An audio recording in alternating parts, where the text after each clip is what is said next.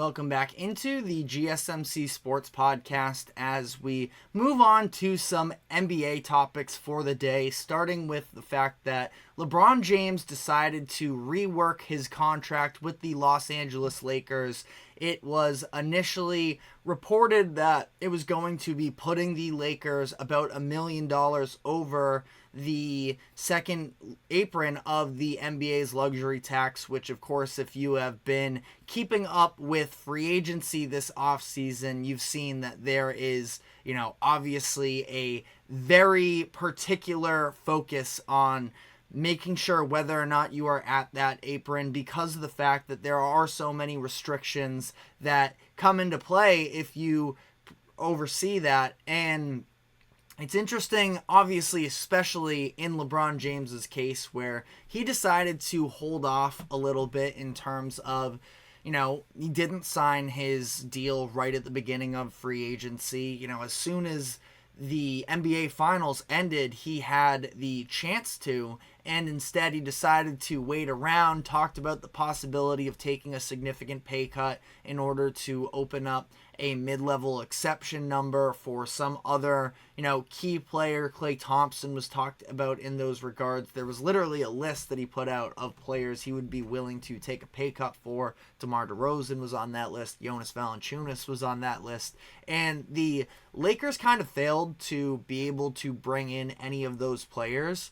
And LeBron, when he first took the contract, took a 3-year deal. It was over $100 million, and it put the Lakers over that second luxury tax apron. Now, since then, and it was weird the way that it went about, and I'm going to try not to sound like as much of a Celtics fan here when we're talking about this, but it kind of felt like LeBron was already planting the seed of he could have made this much money but he was wanted to be seen, and it was publicly recognized that he was taking a pay cut, because as soon as Adrian Wojnarowski of ESPN, as soon as he first broke the story that the Lakers were going to be signing LeBron to this contract, it notably put them over the second luxury tax apron. And then Woj immediately followed that up with the idea that LeBron and the Lakers could work out a reduced salary for the upcoming season to get them under that mark. And ultimately, that is what happens. So, it's one of those things where LeBron and some of the quotes that he gave out, and again, I'm trying to not sound like a hater by any means here, but he was comparing it to being in a relationship. He compared it to his marriage, talking about how in order for a relationship to work, both sides have to work. And he said, there was another quote he put out there, quote, "Me being able to be in a situation where I can protect the franchise under the second apron, understanding this new thing is very hard on a lot of teams as far as them trying to get better and whatever the case may be.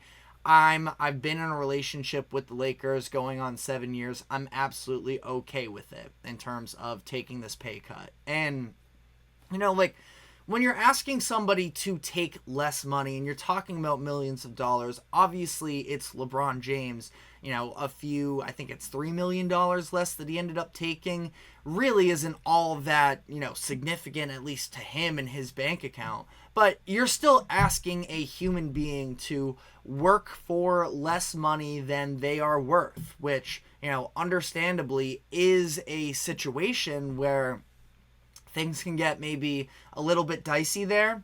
And I'd say that ultimately, LeBron should be commended to some degree for taking this pay cut, because it's not like you look around the league and see all of these superstar players also taking pay cuts for their organizations, that this is, slightly unprecedented.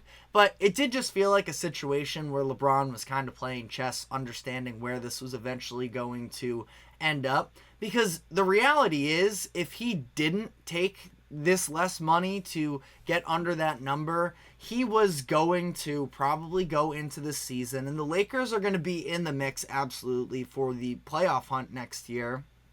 I would say, pretty confidently they're not going to be a top 4 team in the West next year. I think that definitively the Nuggets, the Timberwolves, the Thunder, and then The Mavericks, Thunder and Mavericks, you could maybe talk me into a series going the Lakers' way. But, generally speaking, I sort of stand by those 4 teams should be better than the Lakers next year. The Lakers weren't that good of a team last year, and there weren't all that many changes that have occurred. Now, when we're talking about finals contention and such, there's still a long way to go there. There's all types of trades that are going to be going down. Of course, the trade deadline in February, so we'll see what the configuration of this team does look like by the end of the year.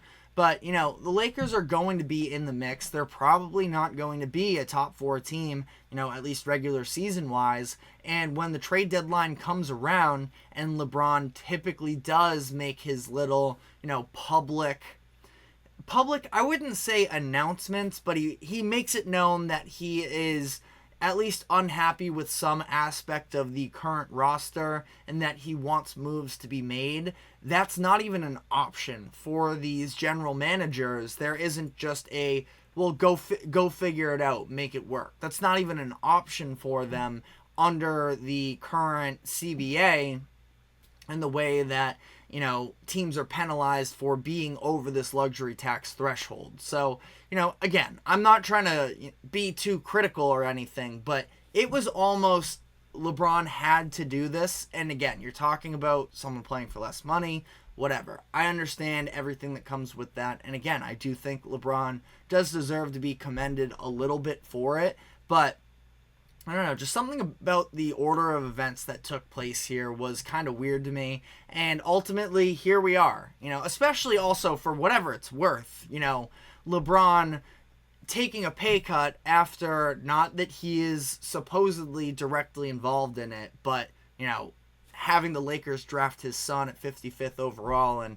giving out a fully guaranteed contract to a prospect that no team would have considered giving a fully guaranteed contract to if it weren't for the fact that, it's the son of a player on the team. Which, again, I have no problem with all the way that all played out, because we're going to be seeing history for, whatever it's worth. And, I don't think that Bronny is going to be getting much playing time actually in the NBA with the Lakers. It was at least reported that Bronny is expected to be spending a lot of his time in the G League next year, which I think is the best option for him in terms of his career development, because, at least he's going to get playing time there. And we know that he's not ready. Even the biggest believer in Bronny James at this point, I don't think you're really standing on an island saying this is a starting caliber player, or this is a 6-man, or he can really give you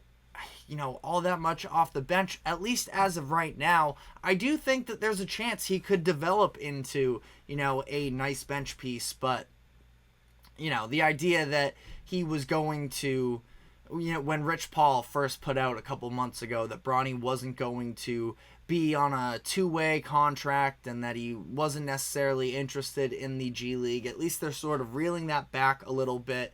And I'm excited to see where the growth comes from here. Now, he made his Summer League debut the other day. We're going to be talking about Summer League a little bit later in the podcast, so I don't want to dive into it all too much here. Dealing with an injury now, so not even playing, which is a bummer.